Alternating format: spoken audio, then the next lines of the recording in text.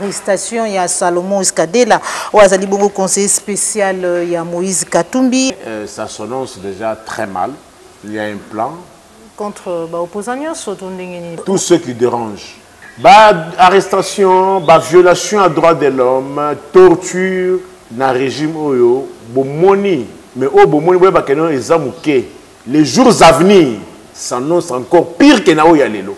C'est trop puéril et enfantin et déshonorant que Mokonzi, parti présidentiel, à tenir des propos à Bongo.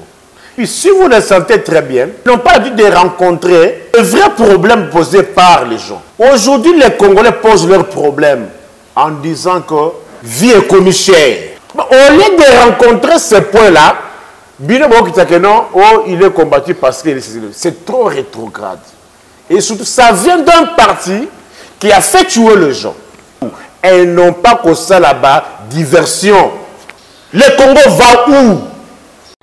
CLC va mettre en profit n'arriver à procureur il y a CPI à Wanakati ya Mboka na biso Cour pénale internationale pour nous remettre un dossier déjà constitué des risques de commission de crimes contre l'humanité.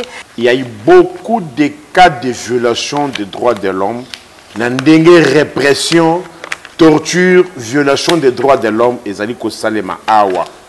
Torture otomonaki wana ya mwana wana. Vous voulez que cela reste impuni?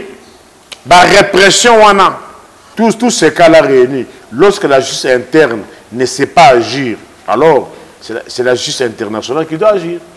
Si les ONG ont des éléments, réunir des éléments, des passages, il y a procureur, on peut ça y est, tu as sur la justice, tu as commis une injustice, raison, décision en justice. Et Zali couper ça selon Kanyaka. Alors vous voulez quoi? Quand on sort 5 millions, ce n'est pas pour ton intérêt, ce n'est pas pour mon intérêt. Est-ce qu'on a bloqué là-bas? Est-ce qu'on a mené à Reza? Mené à Baka pour Thompson. Mené à Baka pour Massango. Mais pour combien 5 millions? Non, soyons corrects. Quand vous avez des postes et que vous avez bien le constater, vous allez vous en prendre aux futilités. Pour Nanini Mbongo et Maka Pona Makambo, il y a un intérêt égoïste. Ce régime est venu détruire. Le fait qu'il y a qu'organiser les élections le 20 décembre. Ils appellent version constitution. Constitution est le biboye. Élection, il faut basta les Layango 90 jours avant faire un mandat. Faire un mandat, ils ont le 24 janvier. Bête sur quoi machine, ça la calcule. 20 décembre, le 24, c'est 35 jours. Déjà, c'est une violation. Ceux qui disent que non, il y a beaucoup d'irrégularité, n'ont pas tort. Les mêmes problèmes se sont transplantés sur toute l'étendue. Je demande aux uns et aux autres, surtout dans la vision de l'opposition, évitez de retomber dans les fautes d'hier. Régime et la logique à l'élection. Tout ce qui se fait aujourd'hui, ils le font à la va-vite. Ce qui n'était pas prévu. Or, pas sur Oyo, peuple aligné à ta glissement il y a un jour. Pour la construire dans le régime Oyo, Bakindi. Basenga eloko Oyo. Bandima ba signé protocole d'accord. Les élections ne seront pas prises en compte si les résultats ne sont pas publiés par bureau.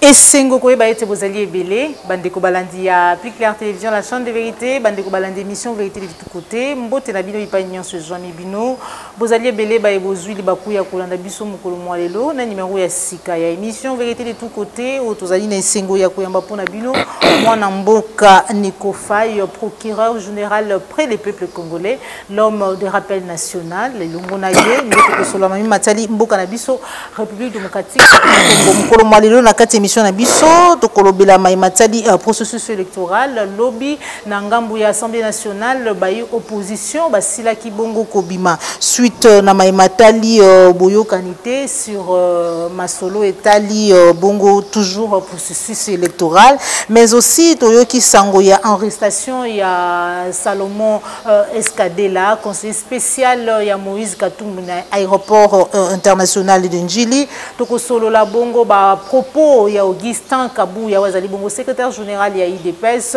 séjour ya président de la République na ngambu ya Chine ma nyonso o alobaki ezali kolobisa ba congolais toko zwa réaction et après les peuples congolais mwana mboka Nico Faye à qui je dis bonjour. Bonjour maman. Bonne santé. Oui, santé malgré moi grippe. Hein? Mikolo Belé. Bah, rendez-vous et ratant dans des guerres librement. Voilà. Mais moi j'estime que non, rien ne s'est fait au hasard. C'est Dieu qui avait voulu et aujourd'hui, il y a un tout sali. Voilà, rappel national. Merci beaucoup de s'être approprié. Eh, mon tableau mounel. Oh, ben allez, Yebelardo. Tu as 202 jours pour ma ponomie. Selon calendrier déjà publié le 20 décembre. Mais il faut tout nuancer. Et tu as 237 jours pour la fin du mandat. Élection, ce que c'est le même mandat ici la carte. Élection, c'est la maca. Dirigeants, députés, sénateurs, qui sont en place jusqu'à ce que qu'on publie le résultat définitif de la passation des pouvoirs. Tu as 1262 jours. Banda régime oyo et les bisocop ya Covid. Oui que Covid ezalaka na mokili. Mais oyo ya biso awa na ndenge bakozi balobela ki ango il y avait une surenchère. La preuve en est que ba millions et belé à Banque mondiale et ya bato basala musala équipe par riposte à Covid et belé batikala ko futamate ba médecins, ba ambulanciers, personnel administratif. Et bien, il mais millions de Banque mondiale et ya. Mais la maman a le cambo. Malgré millions de ya, déjà millions de baliers, qu'est-ce qui se passe dans la frontière, dans l'aéroport par exemple? Au lingo voyager au test Covid. Test Covid, on a $45. Ceux qui testent ces athées, on a combien? 5 000 francs au PC. 7 000, 8 000 au PC, tu le so, on a voyagé. Sérieux Zawab, qui contrôle tout cela, pas de quittance. Or, moi, on sur l'État, il faut quittance ces ala. Quittance ces ala katé. Tu as 762 jours, bandant de Michel a comment mon congé gouvernement na Congo Kinshasa.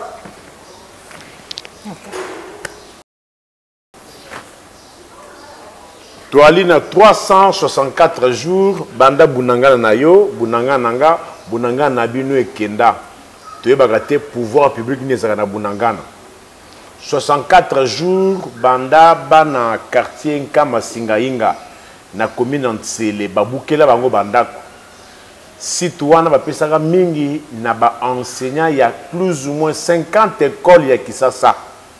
Mais depuis le 30 avril ba monaka bo sutuka boye ba bulldozer ekota ba kuluner ndenge to komona mikolo yo policier à côté d'un civil avec la machette, Baboukela Batubandako. Les lots, plus de 300 maisons ont été détruites, démolies. Batouana Bazakola la Libana, majoritairement les enseignants. Il y a plus ou moins 50 écoles. Bien sûr, il y a eu un conflit qui avait surgi. Mama Doula, qui s'était présenté comme étant veuve, il y a papa Timothée Moleka. Mais néanmoins, le procès était en cours. Mais Mamadou l'a fait depuis 2000. Depuis 2020, le procès a été sous-souté. Mais tout subitement, il y a une démolition. Même situation qui se répète encore.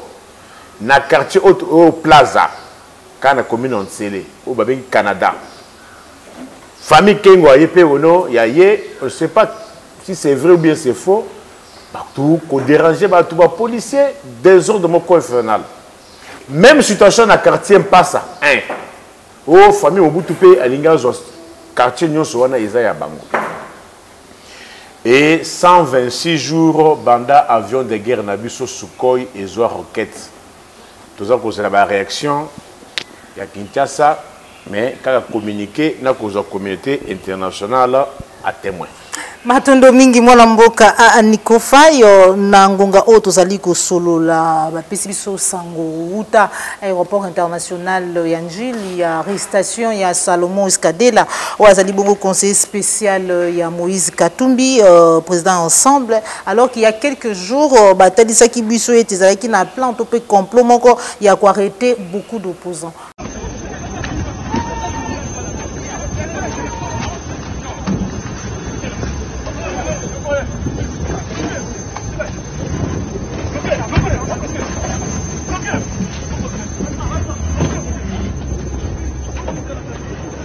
Réaction na yo. Na komi kolemba ba émission na bino parce que makambo na yebisa bino bando kanga ite. Na lobaka na bino ke na ba mubutisi na bana na bango bokolemba makambo. Et na ko préférer kutu suki ngo sa émission nga parti o yanga ozo ka ba parti a émission ya kalawana. O mona ke o nyonso na loba ndezo salema. Tout le makambo ba arrestation arbitraire. Est-ce que arrestation arbitraire est bandit de l'homme maman? Oui, que bakanga de moko awa Jimmy Kitenge. À cela plus de 20 jours en air.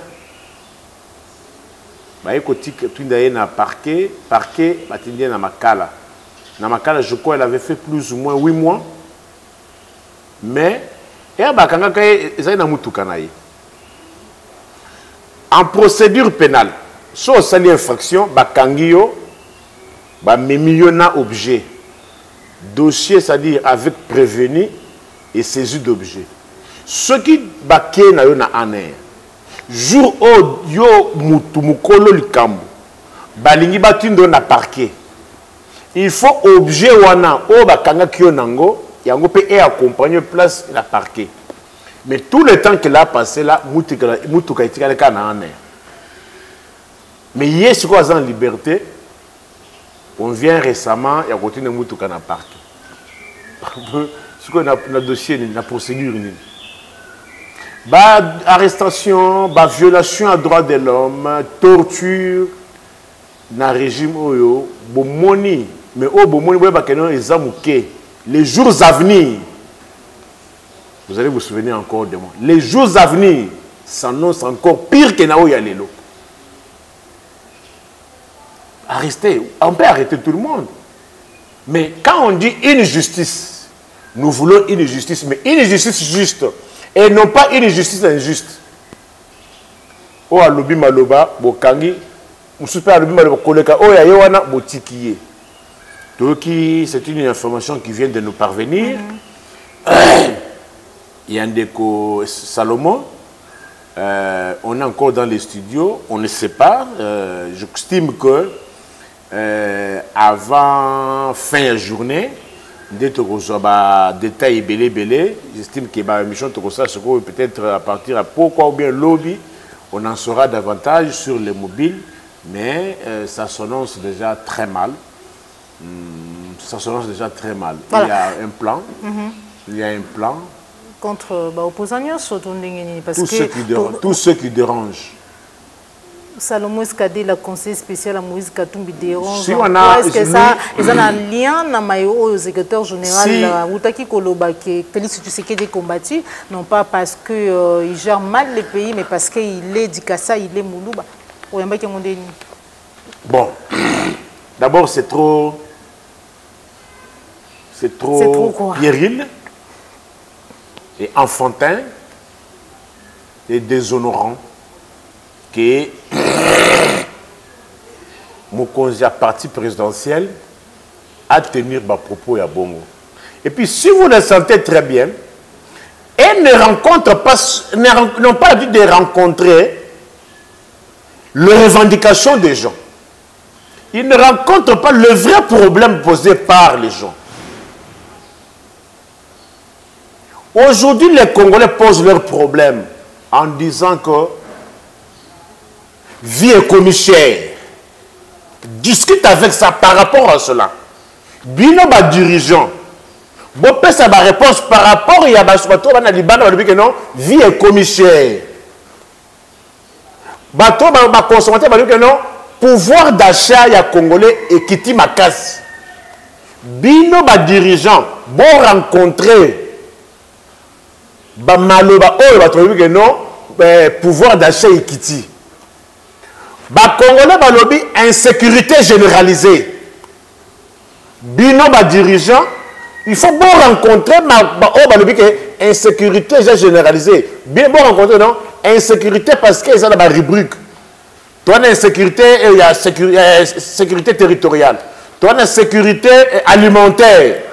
Colia peut la quelque chose na insécurité. Insécurité salariale. Les Congolais ont ça à éviter mon salaire surtout dans le secteur et à l'État. Un paiement est belé. Au lieu de rencontrer ces points-là, il est combattu parce que c'est trop rétrograde. Et surtout, ça vient d'un parti qui a fait tuer les gens. Au nom de l'État des droits, autorité de l'État, démocratie, bonne gouvernance, et qu'on manque d'arguments comme ça, c'est regrettable pour le sang qui avait coulé au nom de cette prétendue lutte. Les gens avaient cru à une lutte noble. Les gens avaient cru. Mais l'élo, la croyance et la réalité, il y a un grand fossé. On vous dit que voilà de Antoine, vous gérez mal. Voici les revendications des Congolais. Au coût de dollars, 100 dollars, 160 000. Le 100 dollars, 235 000. Donne la réponse par rapport à cela. Au pouvoir de Yaki, beaucoup de gens qui ont dans l'avion. Le avion balai à sous-souté. Dans ce voyage, de Kinshasa à Kalemi, 2 heures et quelques minutes. Quand moi j'y à 30 litres. À ta gâteau à 200 francs, ils ont quitté. Puis ce paye comme à 300. Voici les problèmes que les Congolais posent. Insécurité, Ezaki Est, Bagata, Kouamoun, l'insécurité est commune à la capitale Kinshasa. Et puis, observez très bien leurs attitudes. C'est comme s'ils ne sont même pas chauds. Est-ce que vous sentez dans le chef, il y a des dirigeants Oyo, une volonté volontariste, Yako, que le pays est menacé, il y a l'insécurité grandissante pour qu'on mette toutes les batteries en marche pour le Kossi Sayango? Voici les problèmes que les Congolais posent. Bino parti présidentiel, n'a dirigeant. Il faut bon rencontrer des problèmes posés par Batou. Et non pas que ça là-bas, diversion. Si on te dit que non, de Antoine, Boyaki na ram, Mbongo na ram na biso kenda wap. Yo ya ko tete, ko tuna Mbongo ram te, ozali passer à Zamuluba. C'est trop rétrograde. C'est trop rétrograde, mais est-ce que vous allez de l'autre côté, parce que Babi que notre bino condamné kaka mingi mingi oya Augustin Kabouya, alors que l'ancien confrère Nayo, Mike Mukeba et Daniel Safou, bango Babi que notre bazali ko reprocher bango d'avoir tenu ba propos tribal ya lolenge moko o epé belé bazali ko reprocher Augustin Kabouya. Procédure ya arrestation ya Mike Mukeba o ya Mike ngo lolenge ni le lopé mwana mboka Daniel Safou akomona na te réaction na yo mwana mboka en tant que procureur général près les peuples congolais. Moi, je n'ai pas condamné l'arrestation de qui que ce soit. Okay. Si une arrestation se fait conformément à la procédure, je ne peux pas m'opposer. Parce que l'état de droit est à la kabilongité. Mais au état la bilongi et l'eau, les autres la bilongi. Comme Mike Mukeba est déjà arrêté, Daniel Safou, on ne sait pas encore là où il est. Laisse-nous du temps au temps. Il avait été déjà présenté devant son juge parce que on avait annoncé que c'était une procédure de flagrance. Il est déjà présenté devant les juges. Mais qu'est-ce que nous décrions? Celui qui est déjà aux arrêts. Nous avons encore condamné quoi? On attend la position de la cour. Mais ce que nous condamnons, c'est quoi, madame? photo à la place wana. Ok. On condamne le fait que lorsque les uns posent les mêmes actes, on agit avec célérité, vitesse et liboma. Mais lorsque les autres posent les mêmes actes, parfois pire, les procureurs cessent d'être actifs. Babi Obimisi Maloba, il y a secrétaire général dans le contexte. Contexte, c'est quoi? Oui, contexte, c'est quoi? Quand vous commencez à faire contexte, banda les lots. Ce cas où il y a le contexte, c'est quoi? Il y a un justificatif et banda. Contexte et bandit. Tout le monde alors va évoquer le contexte. Lorsqu'il y a le contexte qui peut faire assez que le secrétaire général, il y a un parti présidentiel, à l'oba boye vidéo eza que pour na pouvoir o to kufé la to bomisa la bato toko kabola minduki secrétaire général il y a eu de peste c'est ce qu'il dit il est là j'ai la vidéo ici lui le procureur n'avait pas vu les différents procureurs n'avaient-ils pas vu ces images là ces vidéos là et si j'ai bonne souvenance. J'ai dit, mais si j'ai bonne souvenance, il y avait même un confrère qui avait même porté plainte pour cela. Na parquet en général, il y a un tété. Na 4 minutes à le mettre. Je pense, pour na propos, on a ma arme. Mais les autres commis comme Mona, dans des manifestations, les policiers cohabitant avec les hommes en tenue civile. L'échec d'hier du PPRD. D'ailleurs, il y a beaucoup de choses qui PPRD. Mais moi, quand on les a déjà tous arrêtés. Et plus on va plus loin, l'autre dit que non, on va chèque à PPRD, l'autre ne reconnaît pas. C'est-à-dire, plusieurs versions, la version est nette, c'est comme la palissade. Au bout de palissade, la version est belée. Mbosso lobby, ils ont cadeau à Mokozamboka. Et certains liaiseurs à lobby, ils allaient crédit. Rapporteurs à lobby, eux non, ont ponctionné dans la réserve, il y a Assemblée nationale. Pour elle fait, madame, lorsqu'il y a plusieurs versions, mettez-vous en tête qu'il y a un sérieux problème.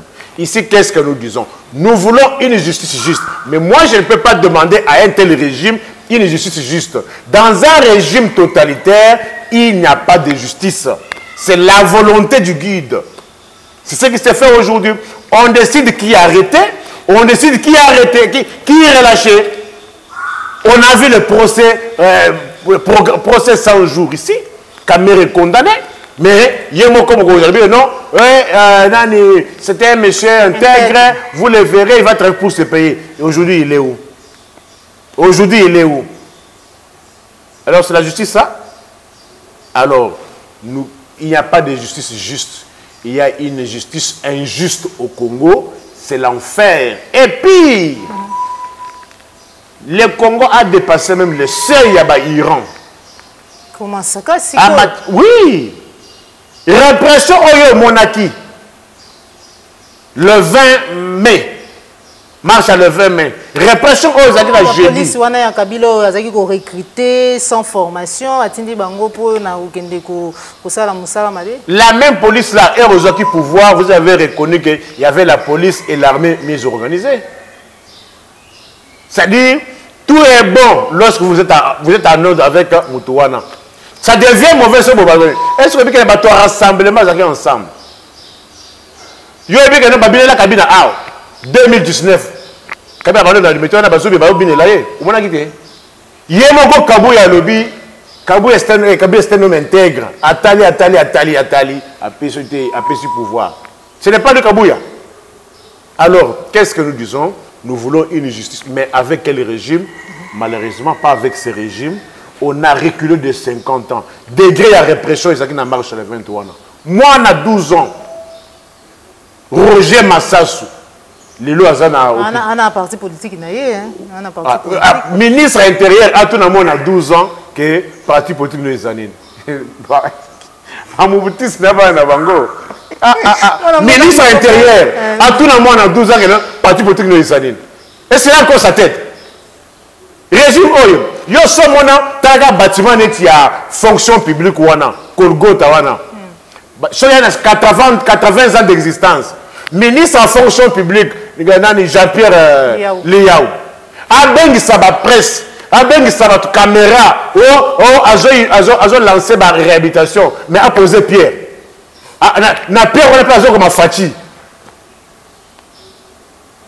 wana makanda kabobité comité central té est-ce que bien je crois j'étais mercredi ou jeudi passé Jean-Pierre Liao abengisi presse fonction publique on a bâtiment on a parce que alinga sa peinture alors que non azali ko poser première pierre puis après na première pierre na zo comme Fati azongi des PSP lelo vous voyez comment on a reculé tout est résumé à un seul individu tout est résumé à un seul individu. Le Congo va où? Le Congo va où aujourd'hui? Alors, qu'est-ce que nous disons? Nous voulons que si moi je faute, que je sois poursuivi de la même manière que je peux fauter, c'est-à-dire poursuivre, mais que les autres comme on a palais du peuple avait été envahi. On a vu même le général d'alors, général de la police, inspecteur général de la police à l'époque, il avait été menacé. Et ça a eu des arrestations. On a envahi les sièges de la démocratie au Congo. Et si vous avez vu les interpellations, mais au Capitole américain, les lots, on se va envahir le Capitole.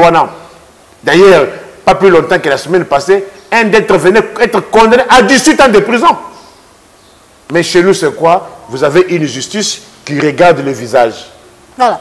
Parlant de manifestations, Ouzolo Belango Awa, Koyoka ministre et communication, Patrick Mouya ya Koloba était opposant, Maurice Katumbi, Matata Mpogno, Delis Sessanga et Martin Fayulu Bazali, qui ont multiplié les manifestations dans le but de s'aimer les chaos et la violence dans Kati Mboka. Réaction Nayo. Madame, c'est comme si, émission. Je viens de vous dire que les problèmes qu'on pose à ce régime sur lequel insécurité généralisée. Vous ne voulez pas répondre à cela? Si on vous pose la question, le 19 janvier 2019, RPC au pouvoir, il y avait combien de provinces? Il y avait combien de territoires? Qui dit territoire, dit administrateur des territoires. 145 territoires. Les lots, ceux qui ont moi, cousin, cousine, nièce, a eu le big na papé, c'est devoir ou bien TP. Tantine Joël, quel est le pouvoir public qu'il y a aujourd'hui à Rutshuru? Quel est le pouvoir public qu'il y a aujourd'hui à Nyiragongo? Quel est le pouvoir public qu'il y a aujourd'hui à Massissi? On répond dans les hein? C'est ça le problème que les Congolais posent. Parce que qu'on trouble l'ordre public, madame. Yo, moi, Roger Massassou. Moi, qui a été torturé à 12 ans, dans la 6e primaire. Moi, malheureusement, je parle des tests pour les gens qui sont au moins inspirés, mais pas pour les anarchistes que nous avons ici. Moi, à 12 ans, 6e primaire, parce que Babanda qui copie 5000 francs à Tongo, a sombeli Pakanga joué à 200, a sombeli 250, 300 francs, a sombeli moi j'ai à 400 francs, a tika na 100 francs. Lelo moi na wana lelo, so ba pese 1000 francs, a zoko ko so ba susu ji na li Pakanga joué comme 500 T. Moi na wana avant d'aller en asa mon école primaire est 6e. Asa moi na ngaba, mais ba parents na ye ba longwe ngaba, ba zu d'un côté à passer parce que pas c'est l'équipe. Il y a tikali na commune ngaba pour asa na 6e à 6 année parce que école a ba kotanga et ya musikate parce que on vendre que ce que Pascal parce que la commune Mikolo yo va changer école. Moi na wana abimi na balabala ozo ba kelo tete pour contribuer l'ordre public. Ce qui va le dire que non, est-ce que les problèmes, la problématique de l'insécurité est-elle vraie ou faux? Qui peut aujourd'hui nier que l'insécurité? D'ailleurs, on vient de m'appeler avant-hier que Baboumi capitaine Moko na Bamubondo na Kasongolunda. Qui sont Bamubondo juste? Est-ce que c'est à moi? Est-ce que vous voyez tous les jours ici, prenez vos chaînes de l'État. Est-ce qu'ils parlent plus de cette insécurité? Combien de dirigeants que vous voyez se mettre à la place publique pour donner l'état actuel de sécurité sur l'État? Combien? Ils sont ailleurs. C'est comme si la question sécuritaire, elle est devenue bénigne. Elle est accessoire. Ce qui intéresse les dirigeants actuels, c'est le dépassement budgétaire. Ce sont les voyages. Un pays où il y a plus de 3 territoires qui échappent au contrôle de Kinshasa, où il y a dans la province du Bandundu l'insécurité, même dans la ville de Kinshasa, mais combien de dirigeants, président de la République, premier ministre, les ministres, Oyobomoni Balobeli Makamwana quotidiennement. Est-ce que Mobali Wana Zelensky a là? Est-ce que Mobali Zelensky Oya Ukraine a là? C'est parce que, à Yébikeno, lorsqu'on est chef de l'État, lorsqu'on est président de la République, ce n'est pas un privilège, c'est une charge. Mais ici, lorsque Batouali non insécurité, l'équipe Makas, pouvoir d'achat et Kiti Makas, Batou Bazali Kofuta sous bienté. Bakomi Kofuta Batou na Congo, na régime des pères et des mères, selon l'ordre alphabétique. Bakofuta le lot de A à F. Bazeli Mouké, Basali Moi Cox. Bafouti de A, de F à lettre K. Bakomo Futa Batou Bongo. Batou Balo Baté. Non, ils sont en train de créer le chaos. Ce n'est pas le chaos. C'est vous qui avez créé le chaos dans nos familles et dans nos ventres. Chaos Tinaliboumou. Mais oui. Parce que quand je le disais ici, on va dire que c'est le théâtre, non? Mais on a vu combien de ministres ici, dans la cravate, dans frais d'émission, Bakel ou Kamasang na Zambie. Oh, main noire, Boutindi main noire, à peine à Zambie. On a hein. Avant, on a la main noire. Faux débat, non? Débat, Massang, il faux débat. Hein? Il y a ça théâtre. Mais tout le monde, c'est un théâtre de chez nous. C'est un théâtre de ma famille. C'est pour vous dire que lorsqu'on prend le pouvoir, il y a des missions pour lesquelles vous êtes là. Sécurité à Batuna Biloko na Bango. Intérêt général Batouba li à Bafuta ma bien à des dates fixes.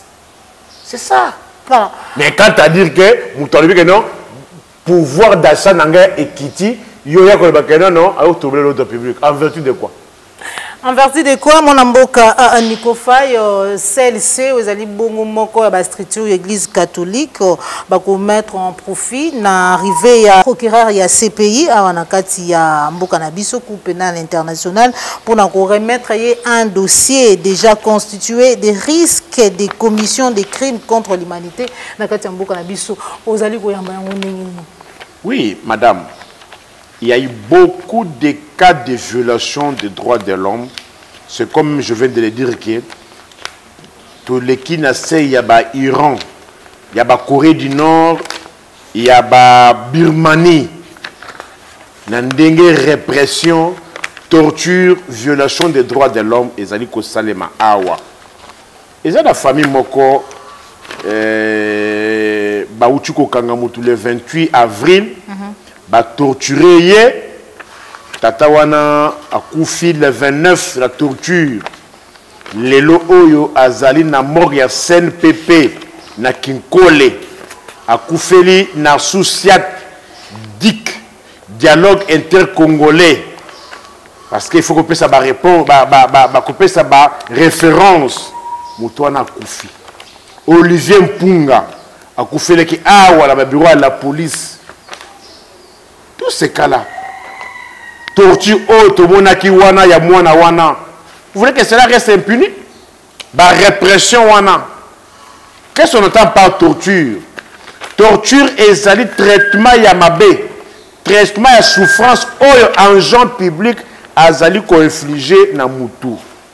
Alors, si les ONG ont des éléments, bah réunir des éléments, des passages, il y a procureur, bah qu'on peut ça y est, et puis, net sur la justice, tu commis une injustice, bah raison, na décision en justice, et ali ko couper ça selon Kanyaka. Alors, vous voulez quoi?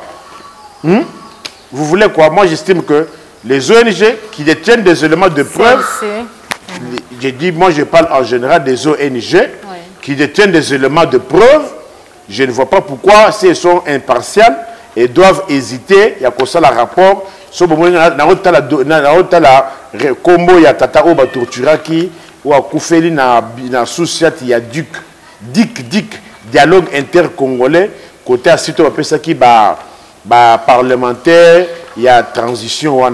Alors, tous ces cas-là réunis, lorsque la justice interne ne sait pas agir, alors c'est la justice internationale qui doit agir. C'est la justice internationale qui doit agir. Pour finir, député membre à FCC, mais aussi qui n'ont tenu sur l'opposition, c'est là qui lobby a décidé de ne pas accompagner au bango bengi dictature ya monsieur Tshisekedi suite à Matali bozangi boyoka na Matali processus électoral. Donc, selon Bandeko, il y a Africa News, était 5 millions de dollars. Ils ont décaissé en urgence pour l'adoption. Il y a loi sur la répartition des sièges dans l'Assemblée nationale. Analyse nayo, misole kobima, kakana se kobima, réaction. Il n'y a pas l'argent. Là, est-ce qu'on a bloqué là-bas? Est-ce qu'on a Menoir Reza? Menoir Maka pour Thompson. Nous avons pona Massango. Mais pour combien 5 millions. Est-ce que Menoir est allé? Pour combien 27 millions à palissade. Menoir est allé quitter. Boulogage est allé quitter. Non, soyons corrects. Oui, mais quand vous avez des postes et que vous avez bien vous allez vous en prendre aux futilités. 27 millions et bimaka awa. Au moment où les Congolais n'ont pas les moyens de transport. Le transport commis un Zaïre, deux Zaïre, deux sens. Il ne faut pas mettre 2 dollars. 27 millions de magasins à palissade. Et consomme combien de bus pour aider servir la population? Mais ça n'a pas fait. Mais cet argent est sorti pour aller dans des futilités. Le Toa Namboka Moko, parmi les plus grands pays au monde, où on n'a pas un stade homologué. Nous sommes parmi les pays les plus grands au monde. Oyo, championnat national et bêta malsouté parce que Mbongo est athée. Mais elle, tout ça qui n'a budget 5 milliards, l'ina fout et banaki ko betama. Ba Congolais, quand même. Ba kozo babino tiwapi. Tout na mutuna wanati. Comment l'ina fout et banaki ko betama na budget 5 milliards, 6 milliards. Mais comment expliquer les lots? Toi, on a déjà prétendu 16 milliards. Aucun stade homologué. Il a fait des éditions. Il y a un soutien. Quand Mbongo. Il faut nous poser la question. Pour Nani Mbongo et Makapona Makambo, il y a un intérêt égoïste. C'est pour ce que je vous ai toujours dit. Ce régime est venu détruire Ndenge Mobutu. Parce que en 1997, j'ai fait la comparaison de la situation que nous vivons aujourd'hui. La situation en 1997, avant AFD la quota.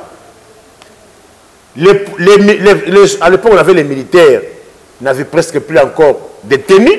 C'est le cas aujourd'hui. Notre police, mandat à économique aussi là, la police en tenue. Moi, le procureur, tu as tenu 100 000 francs congolais. Azaki lieutenant, va foutre à part Makele, lieutenant va foutre 265 000 francs congolais. Dans 265 000, tu as 100 000 à tenir, tu as combien? Bout 40 000. Ça, on compte, écoute.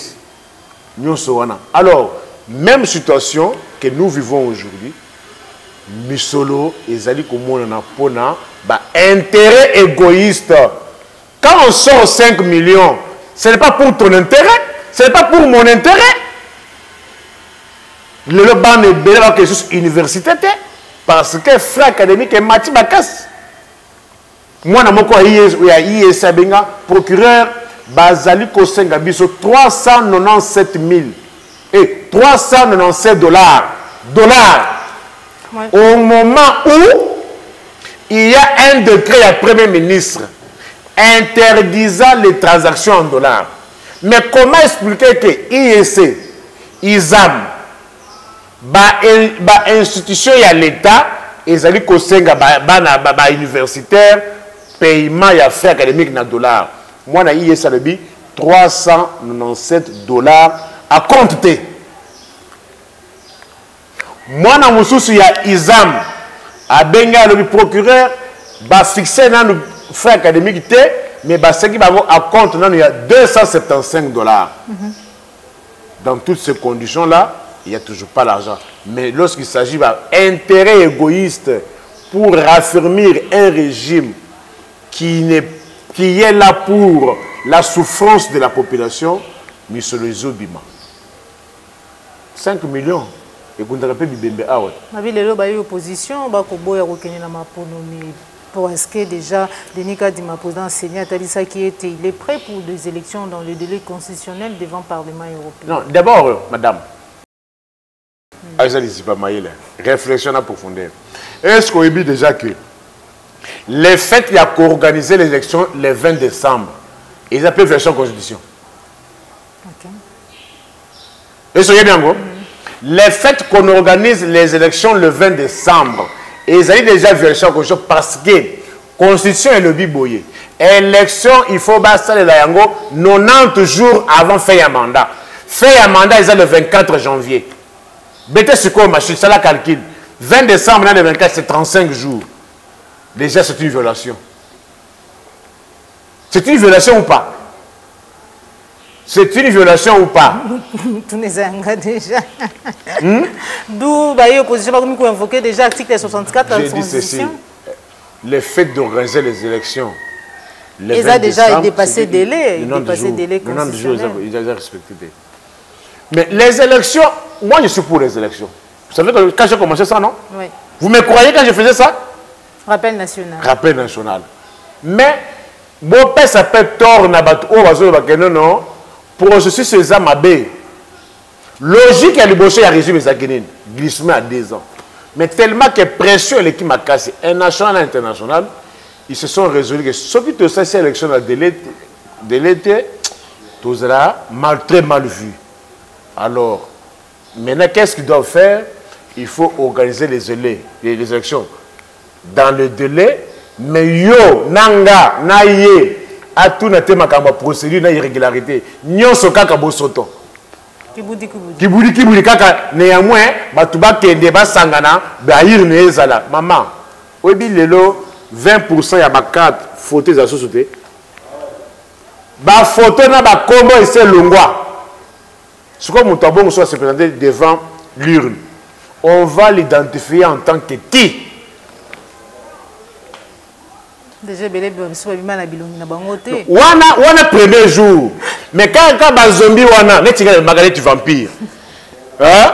Alors, quand les vampires, wana, et le wana, ils ont sous-souté. Il y a vampire, wana, ils ont sous-souté.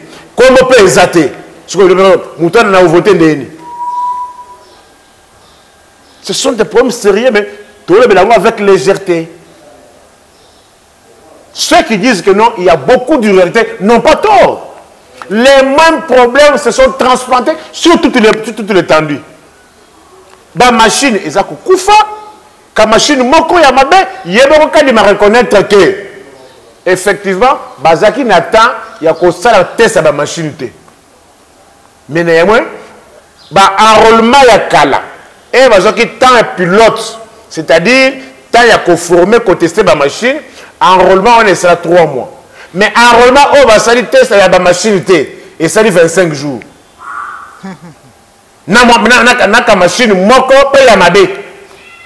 combien de centres babana kosala une semaine baosala te na Congo na Kisasa awa aucun centre boye une semaine basala te parce que machine on ekufaki mais beaucoup on a ba chiffre na bino alukuta au 43 millions alors mais au-delà de tout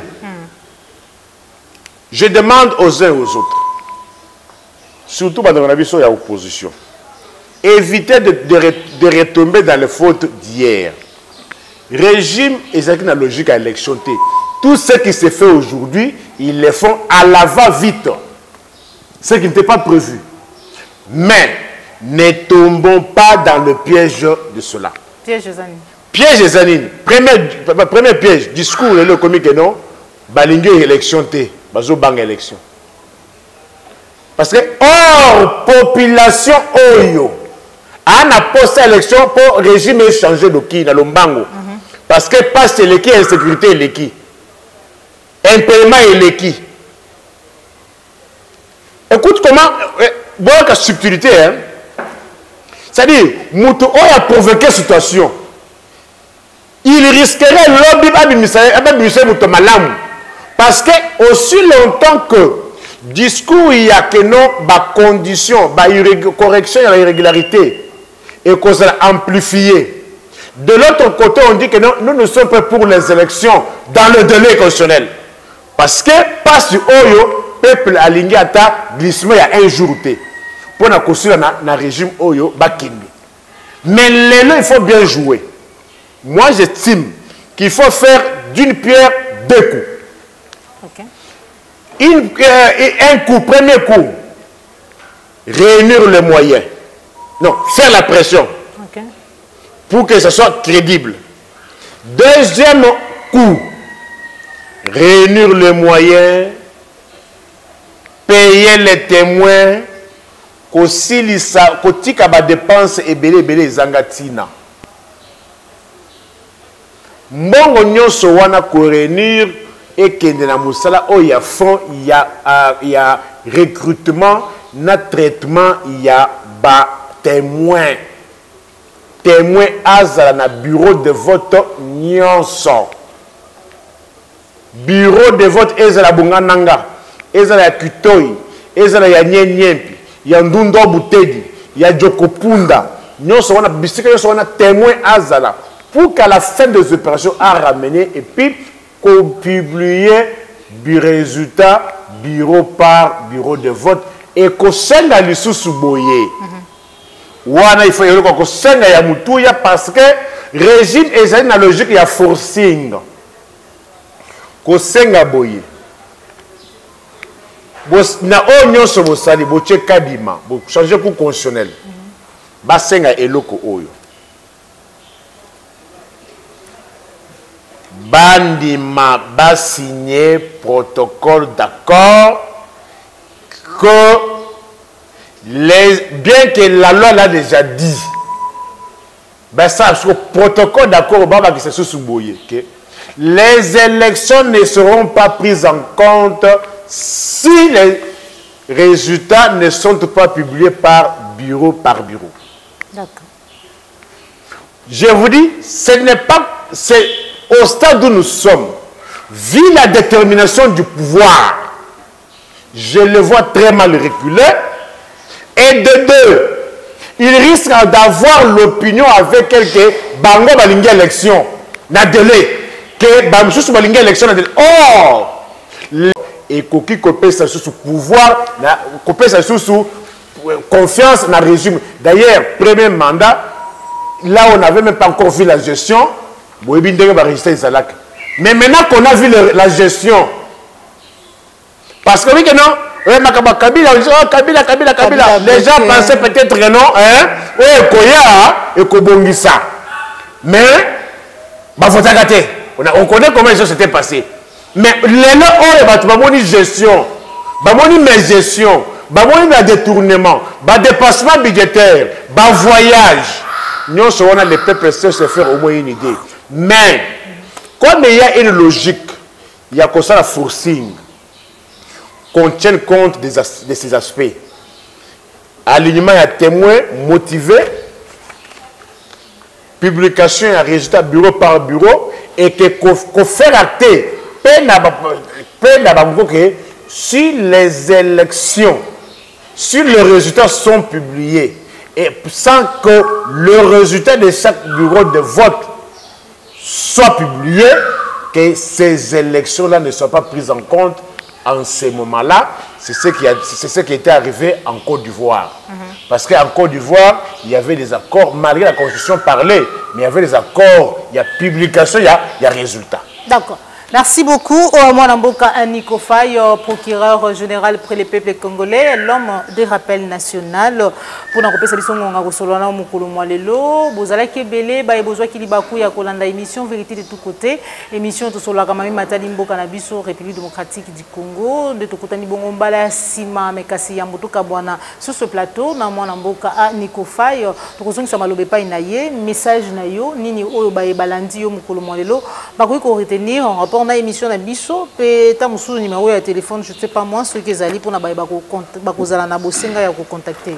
Oui, bon moi na ki moment là, j'étais beaucoup plus concentré dans ba document parce que ngai na ka pona koloba biloba lobate, j'ai retrouvé combo ya tata oyo ba betaki ba torturaki le 28 avril 2023 à Koufaki le 29 un jour après na Souciat DIC, dialogue intercongolais, na commune Onsele, avenue où il est Kanika Liboso, il y a cimetière à Kinkole wana.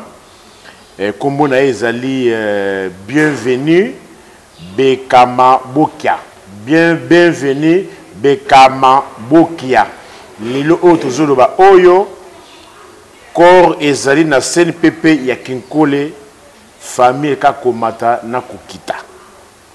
Bienvenue Bekama Bokia, torturé dans Souciat DIC le 28, arrêté le 28 à Koufaki suite à la torture le 29, corps ezali na CNPP Kinkole.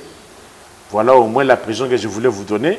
S'il y a des gens qui veulent vérifier, peuvent aller vérifier. Et on est là. On n'est pas là pour que le Congo recule.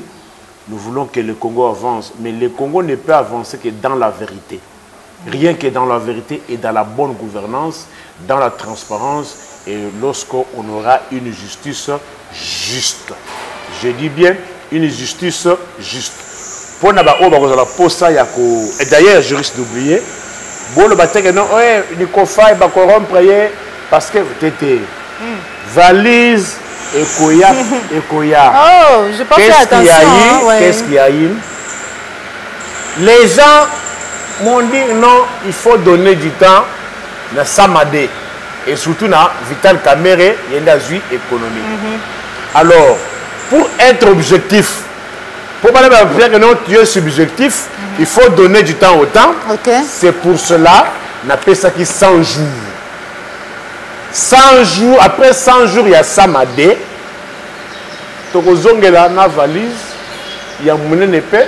On a là, si on a fait du surplace, si on a reculé, bien sûr on a avancé. Sur ce point, voici la pression que je voulais prendre par rapport à la valise. Vous la reverrez, après 100 jours, il y a régime Oyo, il y a Samadé. D'accord. Et, on va pour ça contacter Bisso, plus 243 81 64 44 165 plus 243 81 64 44 165. Au prochain numéro, je pense que non, ça ne prendrait plus encore trop de temps.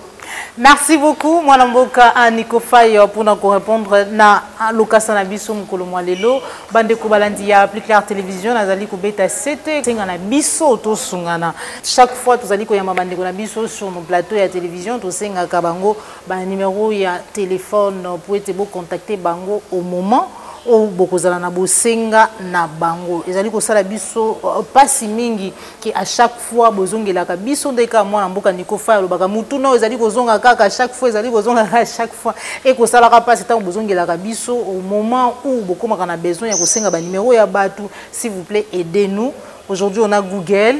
Donc, on peut enregistrer le numéro de téléphone et moutou et fandi wana au besoin au rappeler ou lieu zonga kalusu ce moment Joël Kobe voilà le numéro et que ça la biso moi passe c'est comme si tu allais prêcher vraiment na kati ya des heures peut-être que tani bongo bala sima merci na Joël Gona gauche c'est ça l'image aux hommes qui sur ma caméra encore merci na papa Laurent Bo merci pe na papa Laurent Bungunza to kutani bongo bala sima soki nkola ba télévision c'est pe la ki na émission liker zali mbala yambola nda biso kobo sanate ko s'abonner na kati ya Plus Clair Télévision au revoir.